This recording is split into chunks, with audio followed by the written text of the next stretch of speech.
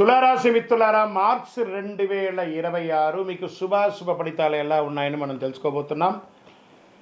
ఈ నెల మీకు గ్రహస్థితులు ఎలా ఉన్నాయనంటే, గురు 8వ స్థానంలో రహస్య మార్పులు, లోతైన పరిణామాలు చేస్తుంటారు.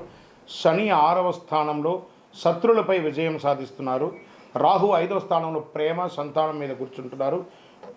కేతు 11వ స్థానంలో లాభస్థానంలో స్నేహితులు వాటి మీద కూర్చుంటున్నారు. కుజుడు 9వ స్థానంలో ధర్మం, ప్రయాణాల మీద కూర్చుంటున్నారు.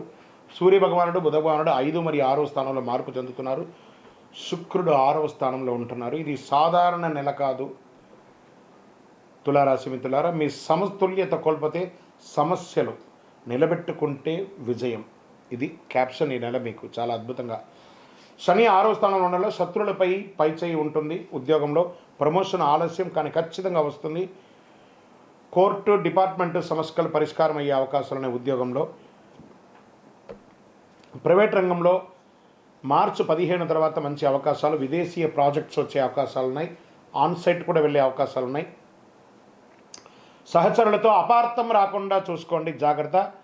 శాంతిగా వ్యవహరించండి, భావోద్వేగాలు నిర్ణయం చేసుకోండి. వ్యాపారస్తులకి మొదటి 15 రోజులు కాస్త నెమ్మదిగా ఉన్నా తర్వాత లాభం వస్తుంది. భాగస్వామి విషయంలో జాగ్రత్త. నూతన వ్యాపారం ప్రారంభించే వాళ్ళు ఏప్రిల్ తర్వాత ప్రారంభించండి, ఇప్పుడు తొందరపడకండి.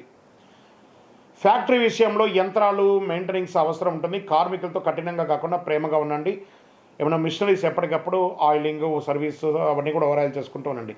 రియల్ ఎస్టేట్ ఈ నెల కాస్త మందకోడిగా ఉంటుంది. నూతన సంవత్సరం ఉగాది వచ్చేస్తుంది కాబట్టి ఉగాది తర్వాత కొనుక్కునే అవకాశాలు బాగుంటాయి. దీర్ఘకాలిక పెట్టుబడులు కూడా చాలా మంది.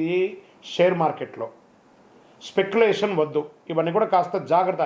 తులారాశి వారు కాస్త ఈ నెల అన్ని రకాలుగా జాగ్రత్తగా ఉండవలసినటువంటి విషయం. ఉగాది తర్వాత చాలా మేలు జరుగుతుంది. ఇంకా ఆర్థిక విషయంలో వచ్చేటప్పటికి ఖర్చులు బాగా పెరిగే అవకాశాలు ఉన్నాయి. ఆకస్మిక ఖర్చులు, తీసుకున్న అప్పులు, chit funds, bank loans, EMIs ఇవన్నీ కాస్త ప్రెషర్స్ ఎక్కువ ఉంటాయి. కాస్త జాగ్రత్తగా ఉండండి. బడ్జెట్ ప్లాన్ చాలా అవసరం మీకు ఈ నెల. విలాస ఖర్చులు కాస్త తగ్గించుకోండి. భార్యాభర్తల మధ్య దాంపత్యం రాహు కొంచెం ఇబ్బందిగా ఉండాలి. ప్రేమలో అపార్థం ఉంటుంది. భార్యాభర్తల మధ్య చిన్న గొడవలు.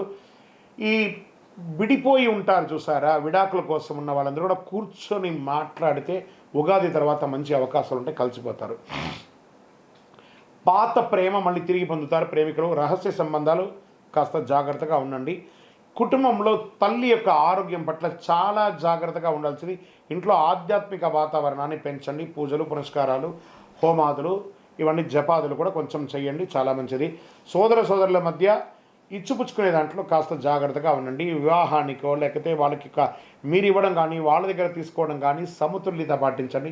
ప్రేమను మెయింటైన్ చేయండి. ఊరికే ఏదో తొందరపాటుగా ఇచ్చేసేసుకొని ఇబ్బంది పడకండి. వాస్తవానికి మీరు ఇబ్బంది పడకండి. ఇంకా వ్యవసాయదారులకు ఎలా ఉంటుందంటే, పంట మోస్తరుగా పండుతుంది. నీటి నిర్వహణ ముఖ్యం. చాలా అద్భుతంగా ఉంటుంది. ఈ ధాన్యాలు, ఆకుకూరలు, పండ్లు, ఫ్రూట్స్ ఇది మంచి సమయం అని కూడా చెప్పచ్చు. కోర్టు వ్యవహారాల్లో శని 6వ స్థానంలో ఉండడంలో విజయ సూచనలు ఉన్నాయి. మార్చి 20 తర్వాత అనుకూల తీర్పులు. మధ్యవర్తిత్వం మంచిది దీనికి. ఇంకా విద్యార్థులు పోటీ పరీక్షలు కఠినంగా ఉంటారు కానీ విజయం సాధిస్తారు. విద్యార్థులారా, విదేశీ విద్యా యోగం, ఐటీ, లా, బ్యాంక్ సెక్టార్స్, తర్వాత సివిల్స్ రంగంలో ఉన్నవాళ్ళు, ఉద్యోగస్తులు ఉన్న వాళ్ళకి చాలా అద్భుతంగా ఉంటారు. రోజు 15 నిమిషాలు ధ్యానం చేయండి. ఫస్ట్ రాత్రి ఆలస్యంగా పడుకోవడాన్ని నియంత్రించండి. ఫోన్ అవాయిడ్ చేయండి ఫస్ట్ అన్నిటికంటే ముందు. ఇంకా మీరు కొన్ని ఇబ్బందులు పడుతుంటారు చూసారా, ఆర్థికమైనటువంటి ఇబ్బందులు, లేకపోతే షూరిటీ సంతకాలు పెట్టుంటారు, అవన్నీ జాగ్రత్త. లేదా కొత్తగా షూరిటీ సంతకాలు ఎవరైనా అడిగితే సారీ అని చెప్పి సున్నితంగా తిరస్కరించండి. ఈ రోడ్ సైడ్ ఫుడ్ ఉంటుంది చూసారా, వాటిని అవాయిడ్ చేయండి ఫస్ట్. అవన్నీ మంచిది కాదు. వాటిని కంపల్సరీ మీరు అవాయిడ్ చేయవలసినటువంటి సమయం. యోగా, ప్రయాణం మంచిది. తేలికపాటి ఆహారం తీసుకోవడం మంచిది. చర్మ సమస్యలు వచ్చే అవకాశాలు ఉన్నాయి, ఇవన్నీ కూడా జాగ్రత్త పడిన. కడుపు సమస్యలు అంతా కూడా అవకాశాలు ఉన్నాయి. తేలికపాటి ఆహారాలు తీసుకోండి. ఇంకా మీకు శక్తివంతమైనటువంటి పరిహారం ఏమంటే, చండీ సప్తసతి పారాయణం చేయండి. అమ్మవారి దేవాలయానికి వెళ్ళండి. మీ వయస్సు ఎంత ఉందో అన్ని దీపాలను మీ ఇష్టదైవంలో వెలిగించండి. నెలకొక్కసారిన నవగ్రహాలకి 19 ప్రదక్షిణాలు చేయండి. అవకాశం ఉంటే ప్రతిరోజు లేదా ప్రతి మంగళవారం, ప్రతి శనివారం చేయండి. అమ్మవారి ఆలయాలు దర్శనం చేయండి. తెల్ల పూలతో అర్చన చేయండి. పేద బాలికలకి వస్త్రాలు ఇవ్వండి. పుస్తకాలు పెన్సిల్ ఇవ్వండి, చాలా అద్భుతంగా ఉంటారు. అదృష్ట సంఖ్య 6 మరియు 9. అదృష్ట రోజు శుక్రవారం. అదృష్ట రంగు తెలుపు మరియు గులాబీ రంగు మీకు చాలా కలిసి వస్తుంది.